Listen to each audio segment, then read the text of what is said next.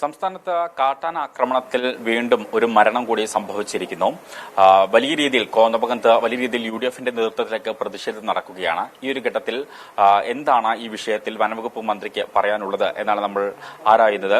കാരണം റോഷി അഗസ്റ്റിൻ ഉൾപ്പെടെയുള്ള മന്ത്രിമാർ അല്ലെങ്കിൽ ജില്ലാ ഭരണാധികാരികൾ വന്നതിന് ശേഷം മാത്രമേ ഈ വിഷയത്തിൽ ഒരു സമവായം അല്ലെങ്കിൽ പോസ്റ്റ്മോർട്ടം ഉൾപ്പെടെയുള്ള നടപടികൾ നടത്താൻ അനുവദിക്കുകയുള്ളൂ എന്നൊരു നിലപാടാണ് ഇപ്പോൾ പ്രതിഷേധക്കാർ പ്രധാനമായിട്ടും ഉന്നയിക്കുന്നത്.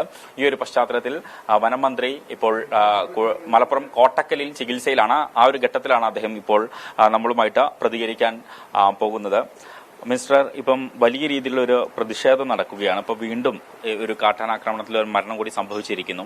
എന്താണ് ഈ വിഷയത്തിൽ വകുപ്പ് മന്ത്രി എന്ന നിലയ്ക്ക് താങ്കൾക്ക് പറയാനുള്ളത്?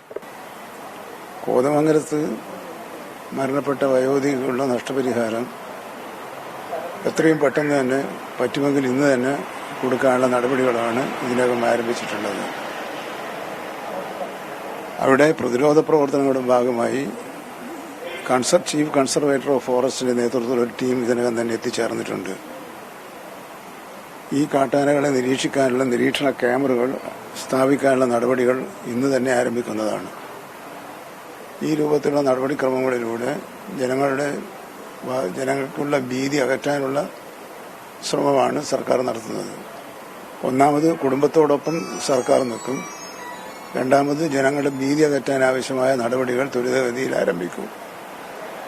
3, ഇടുക്കി ജില്ലയിലെ ആകെ നിലനിൽക്കുന്ന ഈ പ്രത്യേക സാഹചര്യം പരിഗണിച്ച് 9-ാം തീയതി ഇടുക്കിയിൽ വെച്ച് സർവകക്ഷി യോഗം ചേരാനും തീരുമാനമെടുത്തിട്ടുണ്ട്. ഇപ്പം ഇപ്പോഴത്തെ നിലവിലെ ഒരു സാഹചര്യം എന്ന് പറയുന്നത് അവിടെ വലിയ രീതിയിൽ പ്രതിഷേധം നടക്കുകയാണ്. പ്രത്യേകിച്ച് നമ്മൾ കഴിഞ്ഞ ദിവസം വയനാട്ടിലൊക്കെ കണ്ടതിന് സമാനമായ രീതിയിൽ ഈ മൃതദേഹം വെച്ചുകൊണ്ട് റോഡിൽ പ്രതിഷേധം നടക്കുകയാണ്. ബന്ധപ്പെട്ട ഏതെങ്കിലും ഒരു മന്ത്രി അല്ലെങ്കിൽ ജില്ലാ മേധാവിയൊക്കെ വരണം എന്നൊരു ആവശ്യമാണ് ഉന്നയിക്കുന്നത്. പ്രത്യേകിച്ച് UDF ആണ് സമരരംഗത്തുള്ളത്, കോൺഗ്രസ് ആണ് സമരരംഗത്തുള്ളത്. അപ്പം എങ്ങനെയാണ് പ്രത്യേകിച്ച് പോലീസിന്റെ കയ്യിലുള്ള മൃതദേഹം പോലും പിടിച്ചു വാങ്ങിയാണ് പ്രതിഷേധം നടക്കുന്നത്?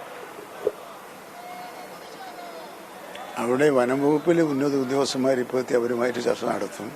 ഈ പറയുന്ന കാര്യങ്ങളൊക്കെ അവർക്ക് ഉറപ്പ് നൽകും.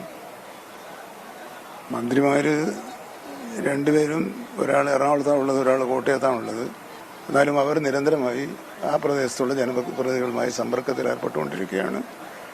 സമാധാനപരമായി പ്രശ്നം തീർക്കണം, അതിന് പരിഹാരം കാണാൻ ശ്രമിക്കണം എന്നുള്ളതാണ് ഗവൺമെന്റിന്റെ നിലപാട്.